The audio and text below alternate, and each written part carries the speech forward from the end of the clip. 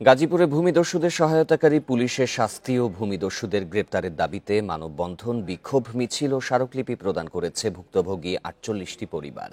দুপুরে এসব কর্মসূচি পালন করা হয়। ক্ষতিগ্রস্ত পরিবারের সদস্যরা কাফনের কাপড় পরে গাজীপুর মহানগর পুলিশ কমিশনার কার্যালয়ের সামনে এই কর্মসূচি পালন করে। পরে পুলিশ কমিশনারের কাছে স্মারকলিপি দেন তারা।